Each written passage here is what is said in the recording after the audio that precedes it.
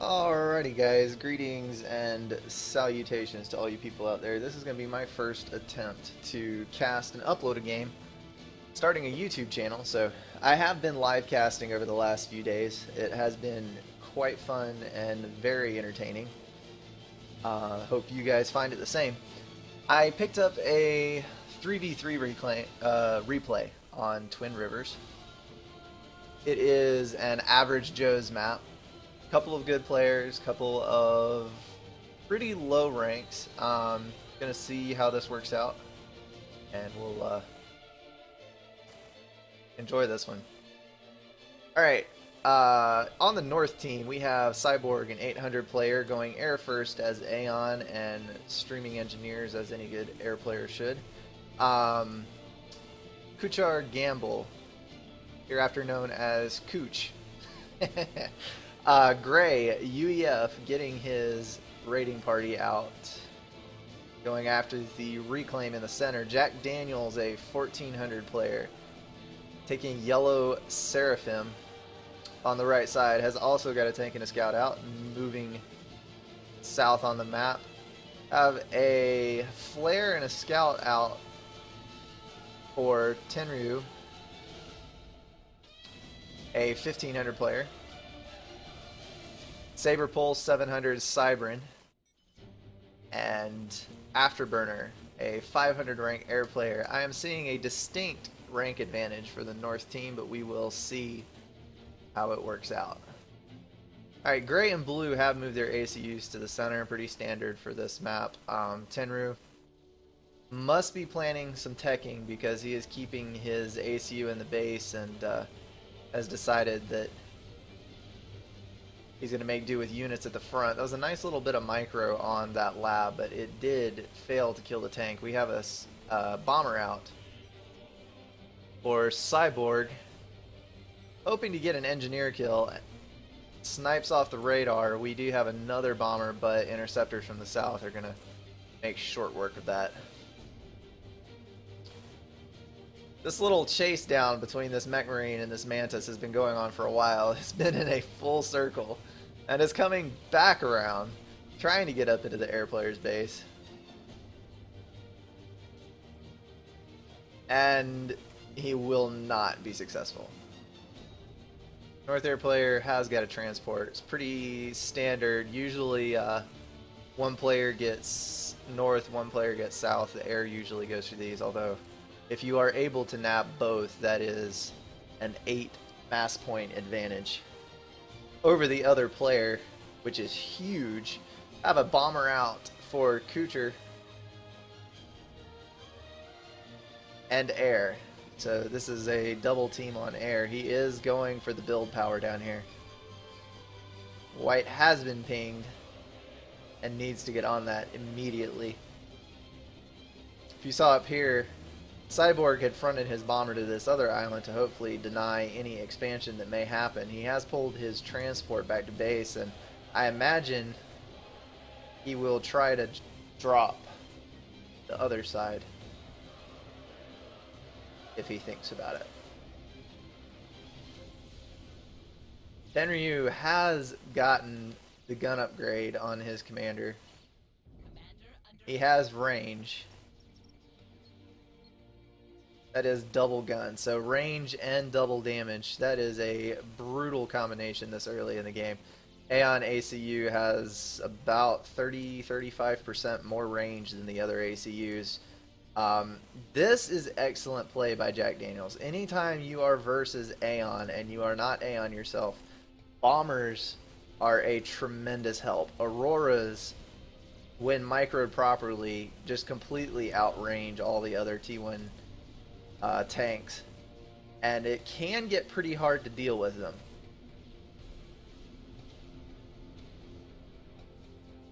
We do have T2 on the field.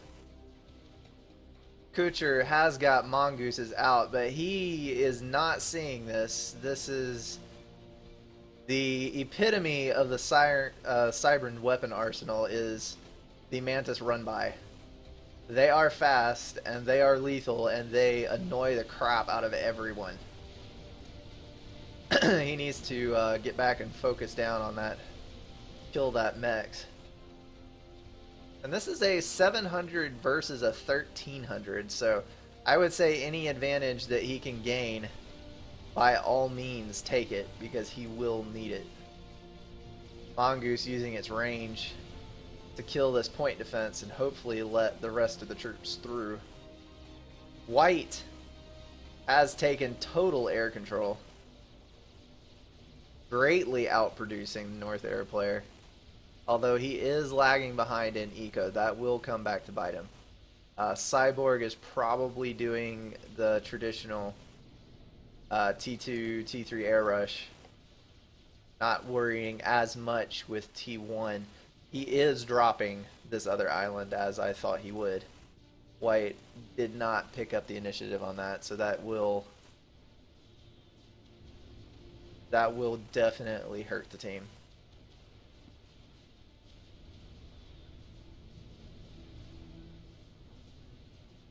All of these ranged bots, this is a brutal strike force here. Range bots and shields are quite the potent combination. Range bots have no health at all. 650 health as opposed to 1500 to 2250 on the other T2 units. But if you include some mobile shields to help make up for the HP difference, range bots do a lot of damage. It looks like Kucher is going to return the favor on that run by that happened earlier. Saber Pulse is going to have to get some assistance from his teammates, or this is not going to end well. He does have T2 on the field, but I fear that it is not nearly enough. Gunship's coming out now for Afterburner, hoping to help deal with that, and he does have a substantial amount of Swift Winds. So he should be able to hold air control while he tries to deal with that. Guncom coming back down to try and take this out. This is... Alright, Oblivion Turret is online for Tenryu. He's trying to get the get this area locked down. He also has T2 air and is pushing his own gunships out. This flak finally dying to rhinos. That is a definite bonus. Saber needs to get his ACU back out to the front.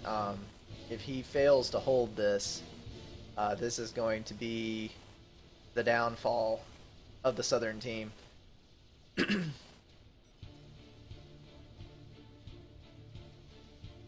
I fear that I may have picked a bad replay to cast, unless there is a major turnaround, which is possible considering the air control that the South team has.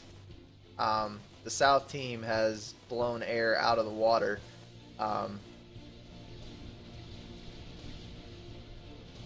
Although Kucher is doing a very good job of keeping flak with him. A lot of T2 units here. And the Guncom. Gray needs to be careful because he does not have any units to back his ACU up. Mercy's coming in now. And that is a KO. They have lost Kucher, and he had a large amount of eco and a whole lot of units. So that is going to be a huge loss for the North team. South may be able to turn this around now as long as they can hold against this spam. There is a huge amount of T2 tanks here. So many blazes.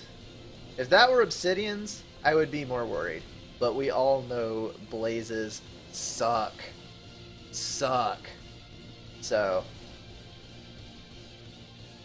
Cyborg is actually doing the Southern team a favor by building blazes. Yellow is making a dive. Mercied again. Folks, you do not push your ACU forwards when you do not have air control. That is a horrible idea. Horrible idea. Alright, it is now up to the air player, who is 1 versus 3, but Saber has lost his entire base and is losing it again. Actually has a potential to die here. I do not think he has overcharge. He does not. Um, Mercy's coming in to hit the tanks. Collateral damage on the ACU. Oh, critical mistake by Jack Daniels. They would have had that game in hand if they had managed the units better. We do have a group of T2 gunships over here stealthily assembling on the right side island. He is moving. I do not see any flak. Although there are a lot of Swiftwinds. I don't think that's going to get anywhere.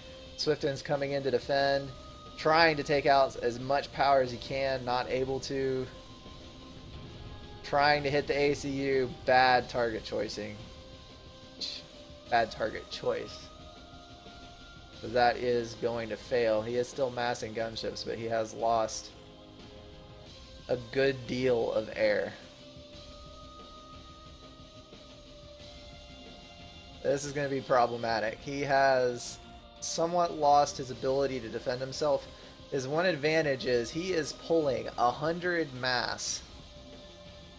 120. I believe that was RAS that just came on his ACU.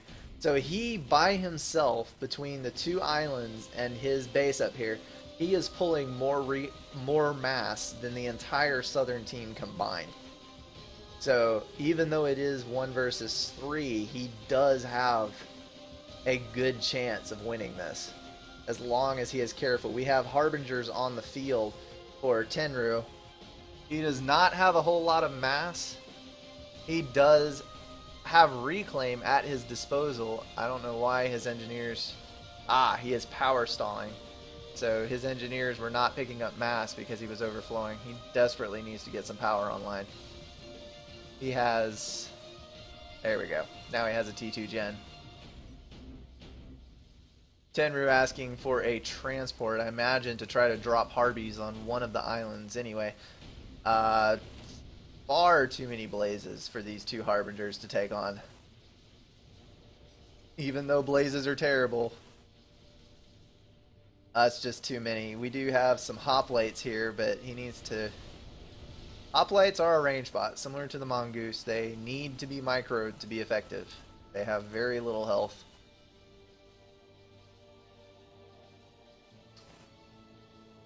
And we do have a good attempt at air coming back for Cyborg, but he is just... He's spreading his Swiftwinds out and not focusing on actually doing damage to the other player. He had the opportunity on several occasions to take back air control. I think he has enough Swiftwinds to do it, but he's just not.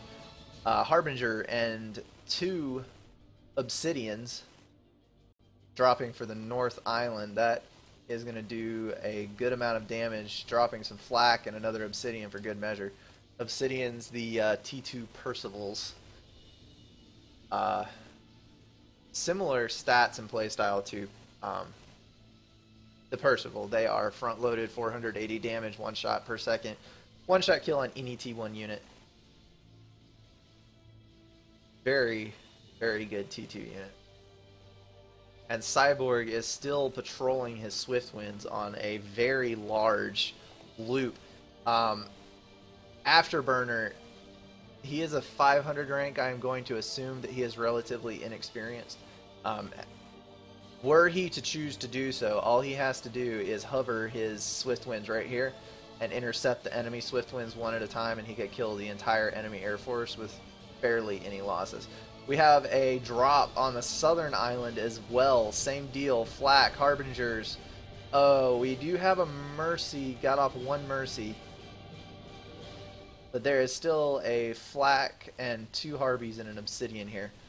So, the North Island has pretty much been taken. Southern Island is going to try to defend itself, but he is not able to. Strap Bomber on the field for Cyborg, although he has a lot of trouble on his doorstep. I honestly think that building blazes was the end of him. had he built a better selection of units and a strat bomber for Afterburner as well, I think. Yes, that was a strat bomber, although he is going to lose it to Swift Winds. Cyborg, la-di-da-di-da, assisting a mechs upgrade. I'm just going to absorb this fire from all of these units and not worry about it because I am ACU, I am unconquerable. There goes the power grid, there goes all of his base, and there goes the ACU. That was a tight game. I thought North had it, but the Southern team came together, worked together on air, got the air control, mercied 2 players. Teamwork over rank every day, all day. Massive rank disadvantage on all 3 fronts, and the Southern team wins it. Well done, people.